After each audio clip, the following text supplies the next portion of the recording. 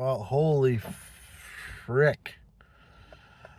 Oh man, I am so sick of social media and making these videos seem so like counterintuitive to what I want to do, but I do want to be on the record for certain things. But I think, God, even today, like I've been off social media for a couple of days. You pop up there these for you feeds, man. It's just like every single one just pisses me off. That's obviously by design, right? We know this. Stupid things like someone saying Alberta can't legally separate. Some other guy just, hey, come to me to this restaurant. Let me tell you how this food tastes. I'll just go there myself. Thanks. Maybe, influencers that are just paid by whomever. Now you've got to infiltrate. They've infiltrated, what we thought was once, independent news, and now every freaking influencer, you've got to double check all their shit. It's just one thing after another, and I'm so sick of it.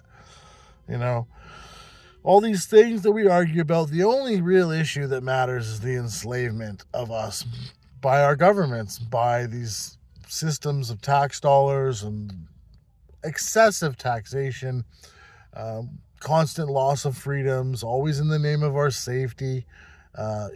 This is the only thing that I care about. And what are y'all going to do about it? All of you people that have mortgages and families, what are you just going to just keep cutting, start making your own clothes, growing your own food? Like, what are you going to do?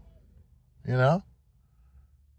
Seriously, what are you going to do when mortgages go through the roof or the housing market plummets or both? You know? What are you going to do? You're going to be screwed. You need to detach yourself from all of these systems to which they control you. I'm going to be a lot better off than most people.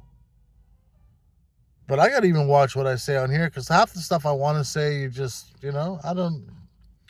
Someone else is already saying it. I don't need to put my neck out there. For what? No one's coming to my rescue. This is just such a bunch of bullshit. This world that we live in is so corrupt, and that's all you got to do is follow the money. Whether it's Kirk, whether it's JFK, whether it's the military industrial complex, whether it's Israel, Gaza, who develops that, vaccines, all this shit was just a big wealth transfer through COVID. We've seen this in 2008. You've seen this over and over again through one system or another. And these systems, they use to control you. So if you're going to participate in the system, how best can you insulate yourself from whatever else they might be planning? Little sayings like don't put all your eggs in one basket certainly come to mind. Yeah, my plan is to never get into that housing market. Not in this province anyway, not in this country, not until some things change. I'd much rather just live in a van, that's got everything I need in it, that apparently now costs about as much as a condo did, in 25 years ago. 250 grand you get for a nice, four bedroom with a den and downstairs guest room, three and a half, 2.5 bathrooms, backyard. What do you get for that now? Pay property tax forever? Get bent. I'm not doing that shit. I don't know what I'm even ranting on about. I mean, in general, I just think, I don't know, people are screwed, man, and you got so much more to lose than I do. I don't have kids. I don't have pets. I don't have anybody relying on me or needing me. Which has, that's a double-sided sword, too. It's not exactly, it's not fun around Christmas time, but, at the same time, I feel really bad for a lot of people that don't even know what world they live in. They're just playing by all the rules that the people that get rich don't play by. So, I don't know, man. You need to start thinking about it. You better get financially literate, and you better start looking at your escape plan and where you're going to go, because Carney keeps spending money the way he's spending it, inflation, if you know anything about it, it's not going to change. And then if you team that up with just the corrupt money, and you know anything about all the foreign money that's in our real estate system through money laundering and drugs, check out Sam Cooper if you don't know about that. That'll explain BC's and Canada's housing crisis, but specifically BC more than any. In a fascinating way and probably depressing for some of you. But this is the realities, and they're not going to change because it's money. Even if you look at like drug money and CIA's involvement and stuff like that, drug money gets spent. I mean, do you really want to take all that money off the board? Like, anything you do in an economy that's this interconnected is going to cause an issue. So Donald Trump wants to bring back manufacturing, make wages go up, which essentially, if prices go up modestly and wages go up a lot, that means profits go down. And if profits go down, then all these people's trust funds, 401ks, all their investments, their little, ETFs that they've got, all these things are going to go down in value, right? There's the people controlling the strings. How are you going to reverse a system where if someone makes,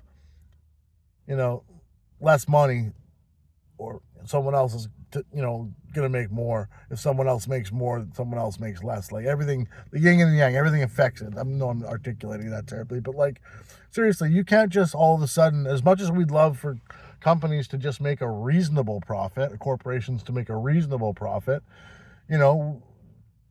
like I say, as soon as you do that, as soon as they don't go out to the lowest bidder, they're just going to find ways to keep that money. Look at the CEOs, right? CEOs that used to be 4 to 5 times the average salary of the company they work for. Now it's 20 times, 200 times, insane if you're looking at the banking industry and stuff like this. And they pay their employees that aren't even living wages. You have to get another job, or you have to have a spouse, like this is not the world that my parents grew up in. Work hard, pull up your bootstraps. Okay, well, people do that and now they get nothing for it. People talking about how Canada's just fine or it's such a great country. What metric are you using?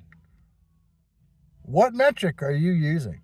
Because all I care about is chasing freedom and some financial literacy, but my expenses are going to be way lower than all yours because I'm willing to live like this. I don't care. I'd be much happier, me and my dog, traveling around the country, the province, Vancouver Island. Fuck rent. I ain't paying that shit, Not doing it.